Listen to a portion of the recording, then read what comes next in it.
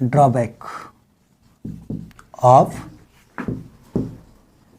Rutherford's model क्या होते हैं? नंबर 1 लिखिए, रिगार्डिंग स्टेबिलिटी ऑफ एटम। पहली चीज, रिगार्डिंग स्टेबिलिटी ऑफ एटम।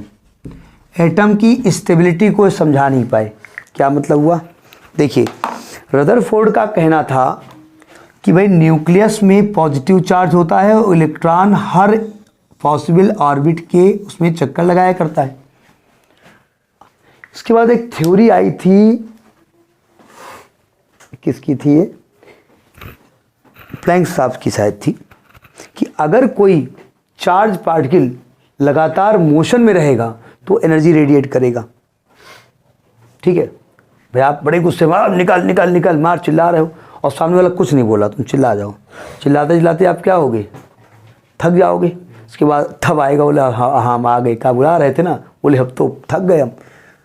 तो इलेक्ट्रॉन लगातार चक्कर लगा रहा है तो इलेक्ट्रॉन की एनर्जी कम होती जाएगी। और ये भाई साहब क्या कर रहे हैं? टप्पा लगाए बैठे, इनको अट्रैक्ट कर रहे हैं। तो भाई ये तो अट्रैक्ट कर रहे हैं ना, लेकिन इनकी एनर्जी ज़्यादा थी इसलिए बगैती कर रहे थे, ये भाग रहे थे दूर दूर। और जब इनकी एनर्जी कम होने लगी तो न्यूक्लियस अट्रैक्ट कर लेगा और ये इलेक्ट्रॉन रोटेट करके अल्टीमेटली कहाँ गिर जाएगा? और अगर इलेक्ट्रॉन न्यूक्लियस में गिर जाएगा तो एटम का एक्सिस्टेंस ख़त्म हो जाएगा। जो न्यूट्रॉन स्टार होते हैं उनमें यही होता है, एटम्स के ये इतने छोटे हो जाते हैं कि इलेक्ट्रॉन सब घुस जाते हैं जाकर के न्यूक्लियस में, न्यूक्लियस ख़त्म और वो इलेक्ट्रॉन स्टार कहलाते हैं। इसके बारे में चूँकि आपके सिलेबस में इसलिए बताया नहीं गया है, तो यानी कि एटम्स की स्टेबिलिटी को समझा नहीं पाए। नंबर 2 लिखिए, regarding the explanation of line spectrum. Regarding the explanation of line spectrum. The explanation of line spectrum of line spectrum. क्या मतलब हुआ? रदरफोर्ड साहब कह रहे थे कि इलेक्ट्रॉन हर पॉसिबल ऑर्बिट की रेडियस में चक्कर लगाते हैं तो इलेक्ट्रॉन के पास हर पॉसिबल एनर्जी होनी चाहिए, लेकिन जब एक्सपेरिमेंटली देखा गया तो इलेक्ट्रॉन के पास हर पॉसिबल एनर्जी नहीं होती है, कुछ पर्टिकुलर एनर्जी होती है। उसका रीजन भी हम बता रहे हैं। ठीक है, तो यानी ये चीज़ वो एक्सप्लेन नहीं कर पाए। तो नेक्स्ट पॉइंट लिखिए, in Rutherford's model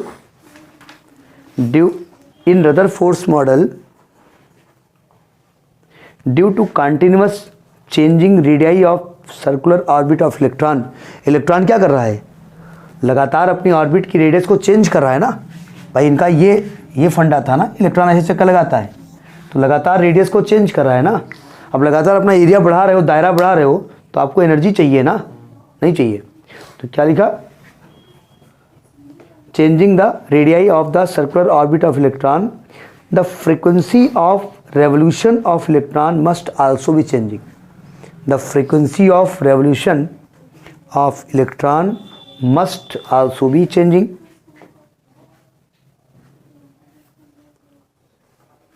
So the electrons will radiate electromagnetic waves of all the frequencies. So electrons will radiate electromagnetic waves of all the frequencies. तो इसका मतलब हर, अच्छा, फ्रीक्वेंसी एनर्जी को डिसाइड करता है, तो हर फ्रीक्वेंसी को वो अगर रेडिएट करता है तो हर फ्रीक्वेंसी की एनर्जी भी होनी चाहिए।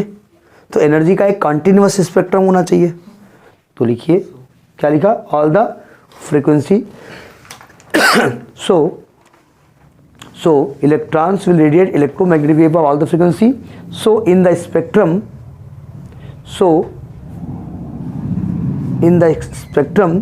there will be the continuous energy spectrum. There will be a continuous energy spectrum. लेकिन एक्सपेरिमेंटली क्या देखा गया? अभी हम दिखा रहे थे कि इलेक्ट्रॉन हर प्रकार की एनर्जी को एक्सेप्ट नहीं करता है, वहाँ होना चाहिए, ठीक है। But experimentally the atomic spectra are not continuous.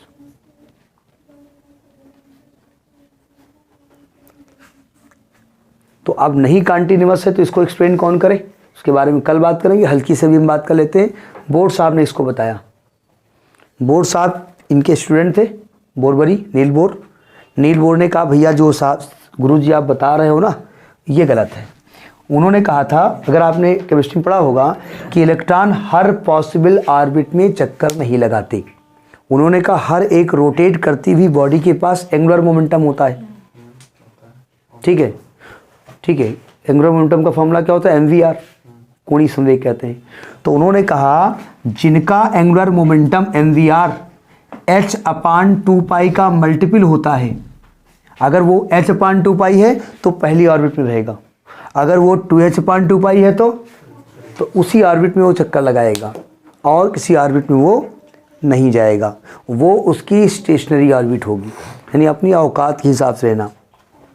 भाई जैसे हम स्कूटर लायक हैं, बाइक लायक हैं, घर से निकले, देखा 40 किलोमीटर जाना है, 40 एवरेज 80 50 में खिलाया 20 रुपये डाल दो, तो 20 रुपये डालने से कोई दिक्कत हमको नहीं आएगी, क्योंकि 100 रुपये है, 20 का पेट्रोल डाला है, 60 रुपये की सब्जी ले आएंगे, 10 रुपये बचा लेंगे घर खर्च के लिए।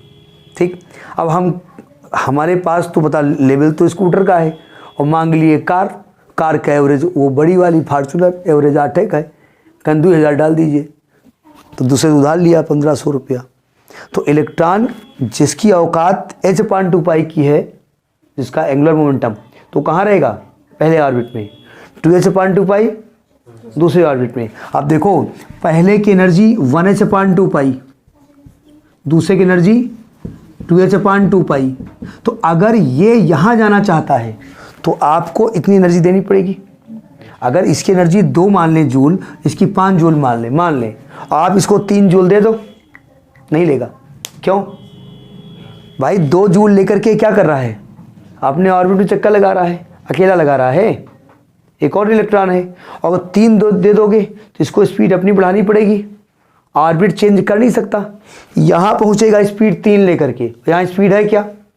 5, तो ठोकर मार देगी गाड़ी। और यहाँ अगर लेकर के 3 दौड़ेगा तो ये दूसरे को ठोकर मार देगा, बोले भैया अपन ले जाओ, देना हो तो 5 दो, नहीं तो ये भी ले जाओ। तो हर प्रकार की एनर्जी वो नहीं रखता। ये बोर्ड साहब ने एक्सप्लेन किया था, उसके बारे में कल बात करेंगे। ये ज़्यादा डिटेल नहीं करना है। रदरफोर्ड का मॉडल क्या होता है पूछा जाता है, तो आप अल्फा स्कैटरिंग एक्सपेरिमेंट लिख दो। फिर उनके मॉडल में 3 बातें बताई गई। 2 बातें कि न्यूक्लियस में होता है, न्यूक्लियस के चारों ओर इलेक्ट्रॉन हर पॉसिबल रेडियस की ऑर्बिट में चक्कर लगाते हैं, और दूसरा उनका ड्रॉबैक क्या है। 2 चीज़ें हैं हो गई कि न्यूक्लियस की एटम की स्टेबिलिटी को एक्सप्लेन नहीं कर पाए, और लाइन स्पेक्ट्रम ऑफ एनर्जी को एक्सप्लेन नहीं कर पाए। ठीक है, और एक वो आपका क्लोजेस्ट अप्रोच वाला होता है। ठीक है, और ज़्यादा इसके अंदर नहीं पूछा जाता है। उसके बाद बोर्ड साहब के बारे में कल बात करेंगे, कल उनको इन्वाइट करेंगे।